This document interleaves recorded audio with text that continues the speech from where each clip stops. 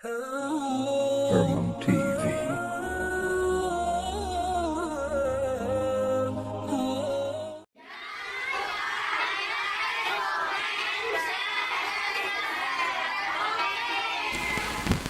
Assalamualaikum warahmatullahi wabarakatuh.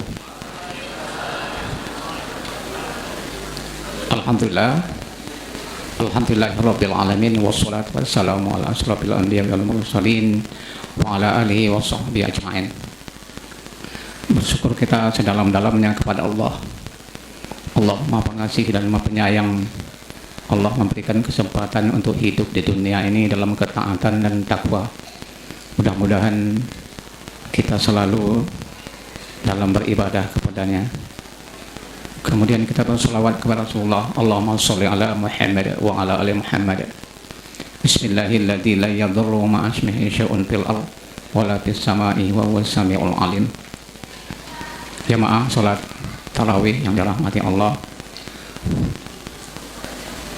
Pada malam hari ini diberikan kesempatan oleh Allah untuk berkenalan, datang ke rumah Allah ini, masjid kita ini yang cantik dan luas. Mudah-mudahan kita selalu betah di sini. Tadi sudah sampaikan judul daripada ceramah kita, Al-Quran sebagai cahaya penuntun kehidupan. Apa benarkah begitu? Mari kita bahas sedikit tentang itu. Jamaah yang rahmati Allah, nur itu penerang jalan. Kita ini sebenarnya berjalan, tidak pernah kita berhenti. Apa sebabnya? Karena perjalanan itu bukan kaki sebenarnya, tapi jalan itu umur. Ya, jalan itu umur. Mulai dari kita lahir, kemudian Allah melanjutkan dari kanak-kanak, remaja, kemudian tua. Salah satu ciri orang yang tua itu, walaupun tidak semuanya ya, sudah beruban. Seperti saya yang saya katakan ini, beruban. Apakah itu gen atau tidak? Mungkin saja orang tua saya memang dahulu cepat dia berubannya. Oleh karena itu tanda kita sudah dekat kepada kematian. Tapi kapan, hanya Allah yang tahu. Nabi pun tidak tahu dia kapan dia meninggal dahulu. Jamaah yang rahmati Allah, tadi dikatakan di dalam surat Asy-Syura ayat 51, kamu hai Rasul benar-benar petunjuk bagi jalan, yang mana jalan itu akan kita tempuh terus jalan itu, yaitu jalan yang lurus. Lalu juga disebutkan syahrul Ramadan unzila fihil Qur'an hudal linnas wa bayyinatin minal huda wal furqan. Ini juga sudah disebutkan pedoman hidup. Makanya kita harus selalu berhati-hati dalam mengikuti pedoman hidup itu. Janganlah sampai kehidupan kita ini jalannya kepada jalan yang bengkok. Jangan, jamaah yang rahmati Allah. Makanya Ramadan ini adalah aktivitas untuk membawa kepada takwa. Apa saja? Pada bulan Ramadan kita tadarus Al-Quran. Ada yang sampai 2 kali khatam. Ada yang malah tidak ada aktivitas. Kenapa? Main tokok-tokok, tahu? Nokok-nokok meja, main domino, ya? Tidak ada artinya sama sekali. Tak ada arti sedikit pun tuh. Lalu jamaah yang terhormati Allah, siapa yang membaca Al-Quran, ya, dibalas oleh Allah satu ayat itu 10 kali lipat. Satu huruf maksud saya 10 kali lipat. Ini hadis dari Tirmizi. Man qara'a kharfan min kitabillah wal hasanatu bi asrin amsalih. Berarti apa saja yang kita baca dalam Al-Quran ini, ya, insya Allah akan mendapatkan pahala yang banyak. Nah, kemudian coba kita lihat seorang ahli dari namanya Ibnu Qayyim. Ada yang pernah dengar Ibnu Qayyim? Bapak Ibu, Ibnu Qayyim. Semua orang, jadi kan cerita kita berjalan, semua orang sedang berjalan di dalam kandungan, sedang berjalan 9 bulan orang tua kita, ibu kita, ya, kita berada dalam perut ibu kita, lalu kemudian lahirlah kita. Nah, jadi kata Ibnu Qayyim, kita ini dalam sedang berjalan. Nah ini ada dua orang-orang manusia ini. Nah, ada yang menuju ke surga, ada yang menuju ke neraka. Ada di sini, alhamdulillah, menuju ke surga. Amin ya rabbal alamin. Lalu ibadah sholat itu langsung dijemput oleh Allah, oleh Nabi kita, ya, langsung. Jadi ada di dalam sejarah dikatakan bahwa Al-Quran itu langsung diturunkan oleh Allah kepada Rasul kita. Banyak cara macamnya. Ada yang saya dulu di Fakultas Syariah bunyi lonceng, ada yang bunyi lonceng. Nah, tetapi Rasulullah udah tahu pahamnya, ya. Makanya di dalam sejarah itu disebutkan bahwa Rasulullah itu merasa berat menerima wahyu itu. Merasa berat dia menerima wahyu itu. Lalu jamaah yang rahmati Allah, mari kita lihat, ada enggak kira-kira bapak-bapak dan ibu-ibu membaca sebuah hadis Rasulullah, surat diriwayatkan oleh Tirmizi. Ada enggak kita selalu membaca surat Al-Muluk? Gimana? Pernah baca surat Al-Muluk? Kalau perlu setiap malam kita selalu membaca surat Al-Muluk. Nah, paling tidak. Kemudian yang berikutnya surat Al-Kahfi. Hadisnya riwayat Muslim, lihat nanti Muslim, ya, 804. Kalau ada buku ataupun hadis-hadis, buku hadis-hadis, ya, di situ disebutkan 10 akhir, 10 awal surat Al-Kahfi itu kita baca setiap malam. Jangan lupa, ya, setiap malam kita baca 10 awal. Dasarnya Muslim 804. Nah, kemudian yang kedua Al-Baqarah, 2 ayat, ya, 2 ayat terakhir. Nah, hadisnya Muslim 808 hadisnya. Kemudian yang ketiga lagi, yang berikutnya surat Ar-Rahman. Siapa yang membaca surat Ar-Rahman, ya, kata Rasulullah, dia akan mendapatkan mati syahid. Luar biasa. Jadi Al-Quran itu luar biasa. Ada lagi surat Al-Waqi'ah, ya, surat Al-Waqi'ah. Nah, ini setiap malam ini kalau dapat, ya. Nah, walaupun di sini hadisnya lemah, tetapi hal-hal yang ada kaitannya dengan ibadah, ya, ibadah yang tidak ditetapkan seperti sholat 5 waktu, kalau kita tambah-tambah memang tidak boleh, kan, tidak boleh. Tapi karena ini ibadah bacaan Al-Quran, hadis lemah pun menurut para ulama dibolehkan untuk melaksanakan atau mengamalkannya. Kemudian siapa lagi? Ayat mana lagi? Ayat kursi. Siapa yang hafal ayat kursi? Coba anak-anak. Ayat kursi siapa yang hafal?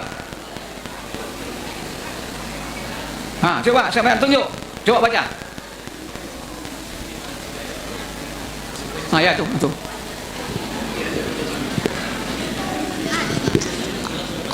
Bismillahirrahmanirrahim. Allahu la ilaha illa huwal hayyul qayyum la ta'khudhuhu sinatun wa la nawm lahu ma fis samawati wal ard wa la ya'uduhu hifdhuhuma ولا يحيطون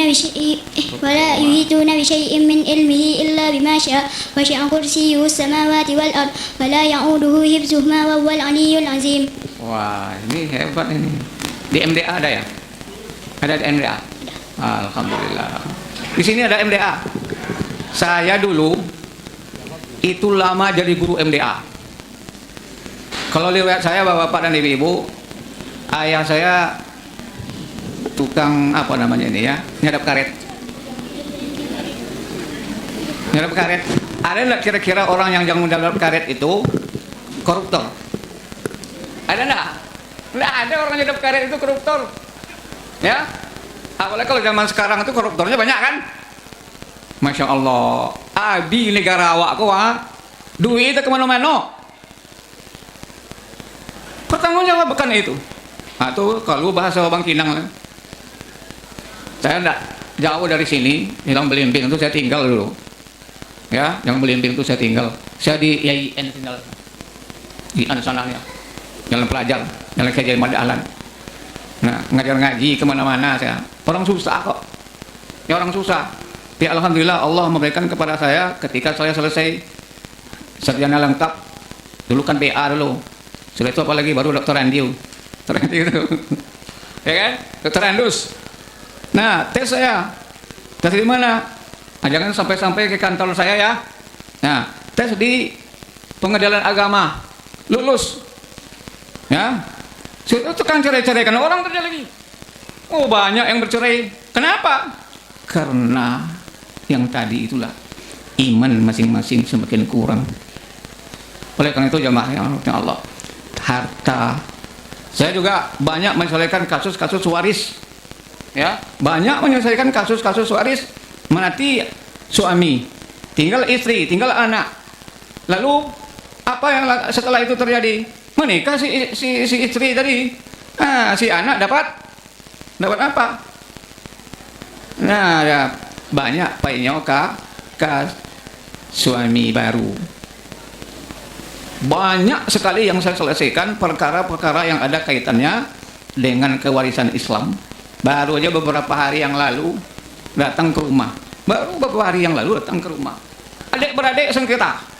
Ya, sengketa adik-beradik. Kenapa? Karena hati itu tidak mendudukkan ke tempat yang benar yang ditetapkan oleh Rasulullah. Allah dan Rasul. Ini permasalahan jamaah. Kemudian jangan lupa Waqiah, ayat kursi, kemudian ayat sajadah.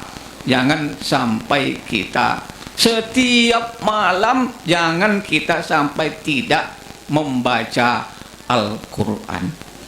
Nah, demikianlah ceramah kita yang singkat ini. Kalau ditambah lagi nanti ibu-ibu balik capeknya. Ya Bu, sekarang kuis lagi. Oke? Kuis. Lagi satu. Salah aku kasih. Oke. Saya tadi dari pengurus menyampaikan kuis Pak katanya. Yang pertama, Al-Fatihah. Tahu Al-Fatihah? Berapa ayat? Ayo, Rasya lagi maju depan. Ya. Dekat terus. Sana. 7 ayat. Berapa ayat? 7 ayat. Alhamdulillah. Oke. Betul? 7 ayat. Kasih hadiah langsung ya? Boleh balik Datuk ke Datuk lagi nak? Ini ya, yakin ya? Dapat apa? Beberapa ayat apa? Beberapa surat apa? 10. Oh, alhamdulillah. Mantap ini. Oke, silakan dulu. Yang kedua nih. Hamzah dulu. Udah tadi? Udah. Hamzah nanti. Ya udah nih. Hamzah nanti. Ini paling mudah, ya. Tapi ibu-ibu ya mungkin tidak tahu dia ini. Tahu ya, Bu? Nah. Quran turun. Ya. Pada 17 Ramadan. Ya.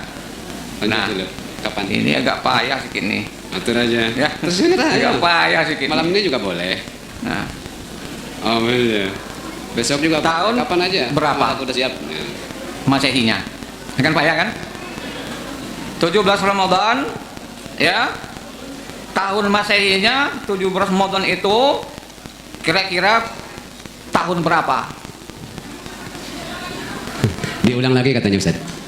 Kurang jelas kalau beranak perempuan. Berapa? Enggak, soalnya diulang lagi katanya. Kurang Yang jelas katanya. benarnya 610 Masehi. Ada yang jawab?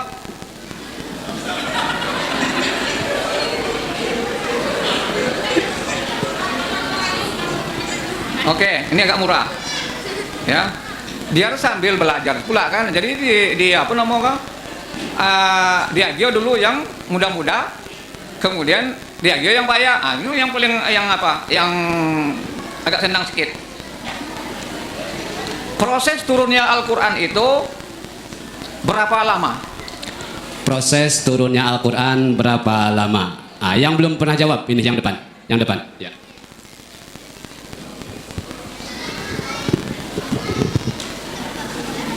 ...22 tahun, 22 bulan, 22 hari. Berapa? 22 tahun, 22 bulan, 22 hari. Yang benar, Bapak enggak jelas betul kan? Proses Al-Quran itu diturunkan selama 22 tahun, 2 bulan, 22 hari. Benar?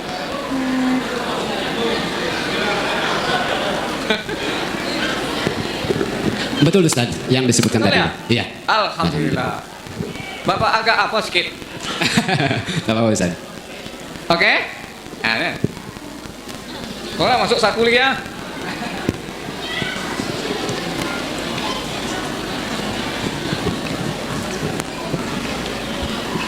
Barangkali inilah yang bisa saya sampaikan kepada kaum muslimin, kaum muslimat, jamaah tarawih pada malam hari ini. Mohon maaf yang sebesar-besarnya.